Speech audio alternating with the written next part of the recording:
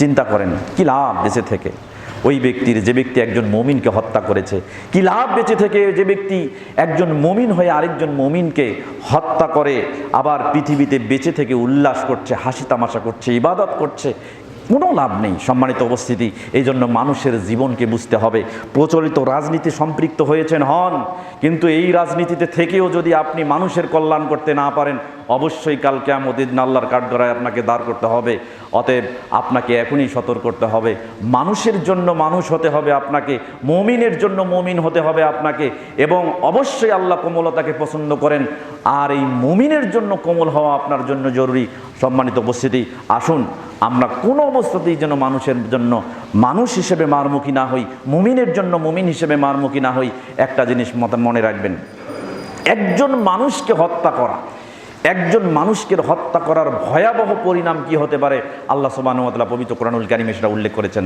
4 নম্বর সূরা নিসার 93 নম্বর আয়াতের মধ্যে আল্লাহ সুবহানাহু ওয়া তাআলা বলছেন, আল্লাহ সুবহানাহু ওয়া তাআলা বলছেন, ওমাইয়াকতুল মুমিনান মুতাআম্মিদান, যে ব্যক্তি কোনো মানুষকে, কোনো মুমিনকে ইচ্ছাকৃতভাবে হত্যা করেছে, ফাজাজাউহু জাহান্নামু, তার প্রতিফল হচ্ছে জাহান্নাম। অর্থাৎ যে মুমিনকে ইচ্ছাকৃতভাবে হত্যা করে অবশ্যই তার প্রতিদান হচ্ছে জাহান্নাম, আর তাকে জাহান্নামে যেতে হবে। শুধু তাই নয়, যেহেতু মুমিনকে হত্যা করেছে, আল্লাহ সুবহানাহু ওয়া তাআলা এখানে বলেছেন খালিদান ফিহা, সে জাহান্নামের মধ্যে স্থায়ীভাবে অবস্থান করবে।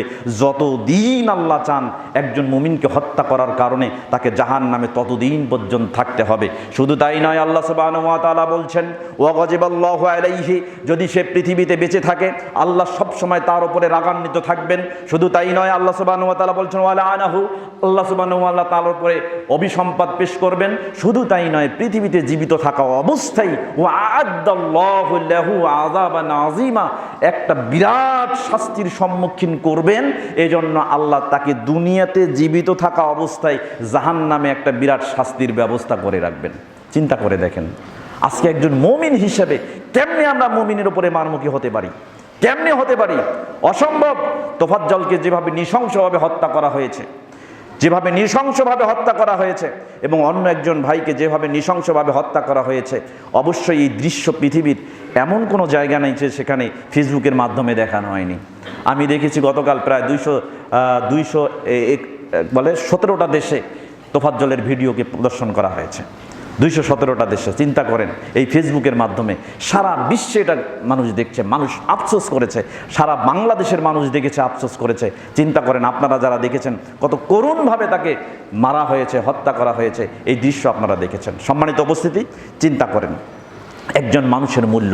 এই আয়াতের ব্যাখ্যায় আল্লাহর নবী সাল্লাল্লাহু আলাইহি সাল্লামের প্রখ্যাত সাহাবী আব্দুল্লাহ ইবনে আব্বাস রাদিয়াল্লাহু তাআলা আনহু, সহিহ বুখারীতে একটি হাদিস আসছে, কিতাবু মানাকিবিল আনসার, আনসারদের মর্যাদা সংক্রান্ত একটা অধ্যায় রয়েছে। এই অধ্যায়ের 3855 নম্বর হাদিস, যে কোন ব্যক্তিকে হত্যা করলে আল্লাহ সুবহানাহু ওয়া তাআলাকে স্থায়ীভাবে জাহান্নাম দিবেন, কোন ব্যক্তিকে হত্যা করার কারণে আল্লাহ তার উপরে রাগান্বিত হবেন, কোন ব্যক্তিকে হত্যা করার কারণে আল্লাহ সুবহানাহু ওয়া তাআলা তার উপরে অভিসম্পাত পেশ করবেন, এবং কোন ব্যক্তিকে হত্যা করার কারণে আল্লাহ সুবহানাহু ওয়া তাআলা তাকে জাহান্নামে বিরাট শাস্তির সম্মুখীন করবেন।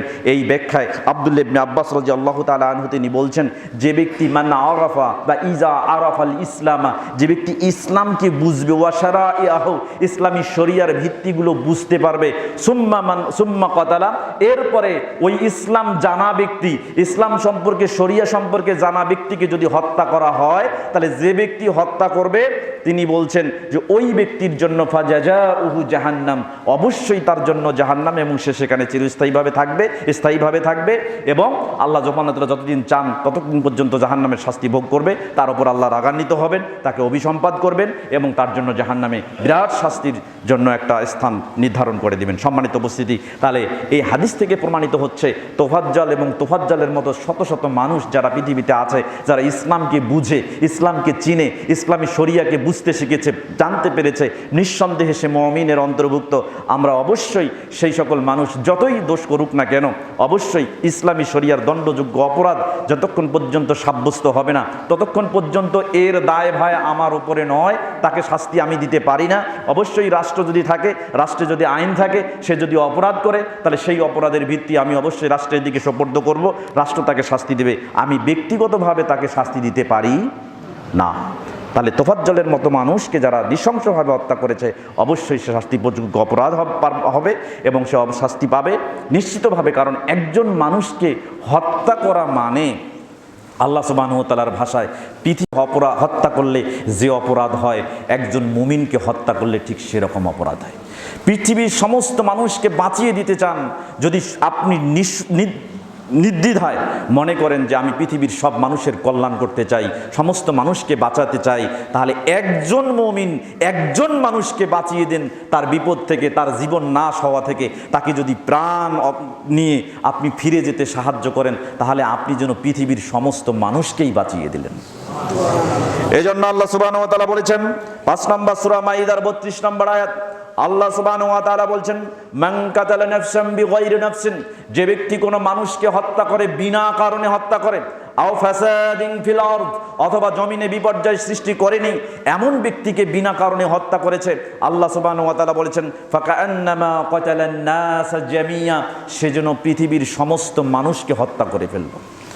পরক্ষণে আল্লাহ সুবহানাহু ওয়া তাআলা ওমান আহইয়াহা, যে ব্যক্তি কোনো এরকম মুমিনের জীবন বাঁচিয়েছে, যে নিঃস্ব অসহায় কোনো ব্যক্তির প্রাণ ফিরিয়ে দিয়েছে, ফাকান্নামা আহইয়ান নাস জামিয়া, সেজন্য পৃথিবীর সমস্ত মানুষের প্রাণ বাঁচিয়ে দিল। চিন্তা করছেন? অতএব আসেন আমরা উপলব্ধি করি, অবশ্যই কোনো মুমিন আরেকজন মুমিনের উপরে কখনোই মারমুখী আচরণ করতে পারে না। প্রাণ নাশ করা তো দূরের কথা, প্রাণ নাশ করা তো দূরের কথা। এই জন্য বলা হচ্ছে যে আপনার জন্য যদি সমস্ত হালালকে হারাম করে দেওয়া হয়, আপনার জন্য যদি সমস্ত হারামকে হালাল করে দেওয়া হয়, তার বিনিময়ে যদি একজন ব্যক্তির প্রাণকে বাঁচিয়ে দেওয়ার প্রচেষ্টা আপনার সামনে আসে, তো সমস্ত হালাল আপনার জন্য হারাম হয়ে যাক, সমস্ত হারাম আপনার জন্য হালাল হয়ে যাক, তবু ওই ব্যক্তির প্রাণ আপনাকে বাঁচিয়ে দিতে হবে। একটা মানুষের জীবনের মূল্য এত বেশি, কি দিয়ে আপনাকে বোঝাবো? এত বেশি একটা মানুষের জীবনের মূল্য কেমনে আপনাকে বোঝাবো?